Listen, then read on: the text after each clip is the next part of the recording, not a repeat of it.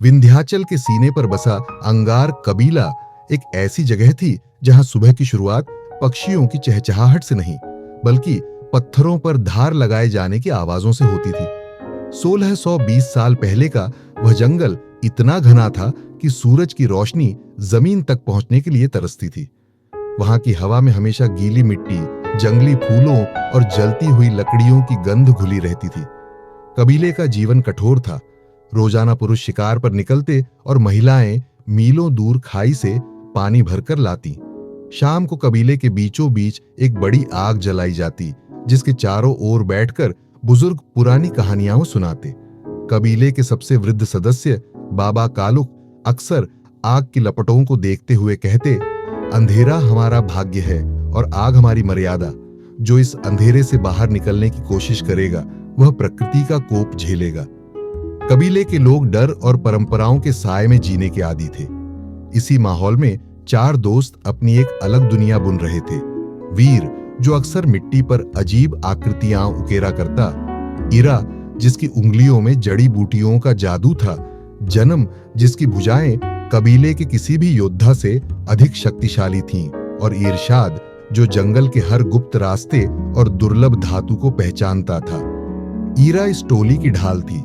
वह केवल वैद्य नहीं थी, बल्कि वीर की सबसे बड़ी प्रेरणा थी। जब कबीला वीर की अजीब आदतों का मजाक उड़ाता तो ईरा ही थी जो उसके लिए नए पत्थरों और रसायनों की खोज करके लाती। उनकी दोस्ती कबीले के सख्त नियमों के बीच एक ठंडी हवा के झोंके की तरह थी, लेकिन इस शांति के पीछे एक काला साया भी था, धावी। धावी कबीले का मुख्य योद्धा था और मुखिया बनने का प्रबल दावेदार। वह ताकत को ही एकमात्र सत्य मानता था। उसकी नजरें हमेशा वीर की टोली पर रहती थीं।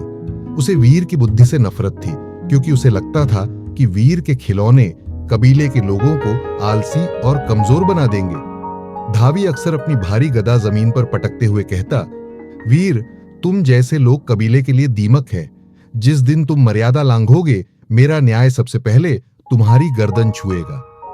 एक सुबह ईरा ने देखा कि कबीले की कई महिलाएं नदी की चढ़ाई चढ़ते हुए बेहोश हो गईं। कबीले के बुजुर्गों ने इसे देवताओं का प्रकोप कहा, लेकिन वीर की आंखों में गुस्सा था। उसने ईरा, जन्म और इरशाद को एक गुप्त गुफा में बुलाया।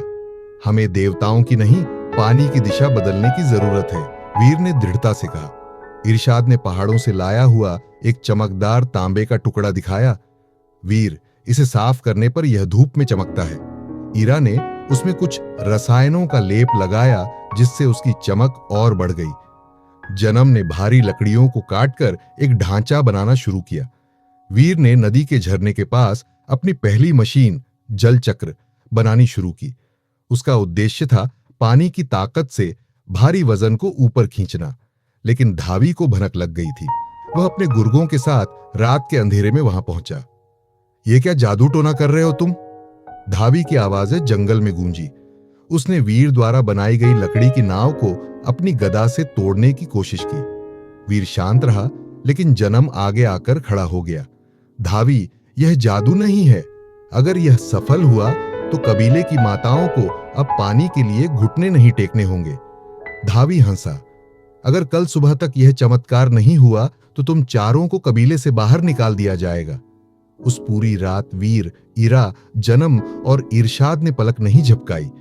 ईरा ने तांबे के बारीक तारों को आपस में जोड़कर एक जाल तैयार किया, जैसा वीर ने उसे समझाया था। वीर का दिमाग चुंबकीय पत्थर और तांबे के घर्षण का हिसाब लगा रहा था। जब भोर की पहली किरण फूटी, पूरा कबीला और धावी वहां इकट्ठा हुए। बाबा कालुक और अन्य बुजुर्ग भी लाठियां टेकते हुए पहुंचे। वीर ने इशारा किया और जन्म ने नदी के बांध को खोला। पानी की तेज धार ने बड़े लकड़ी के पहिए को घुमाना शुरू किया। पहिया तेजी से घूमा और उससे जुड़ी रस्सियों ने नदी के नीचे से पानी के बड़े बर्तनों को एक लिफ्ट की तरह ऊपर खींचना शुरू कर दिया। कबीले की महिलाएं फटी आंखों से यह चमत्कार देख रही थीं, लेकिन वीर यही नहीं रुका। उसने ईरा द्वारा बनाए गए तांबे के तारों को उन घूमते हुए पहियों के बीच रखे चुंबकीय पत्थरों से जोड़ा।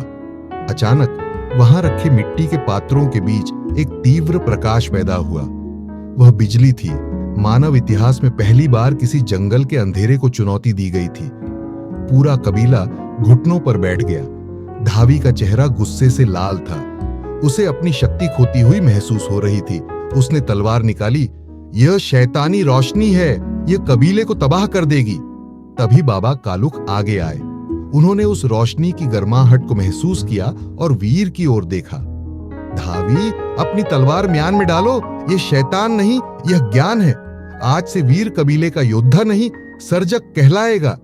ईरा ने मुस्कुराते हुए वीर की ओर देखा। इरशाद ने नए नक्शे तैयार करने शुरू किए और जन्म ने कबीले के बुजुर्गों का पानी से भरा बर्तन उठाया।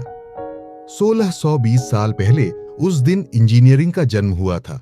धावी पीछे हट गया, लेकिन उसकी आंखों में प्रतिशोध की आग अब भी जल रही थी।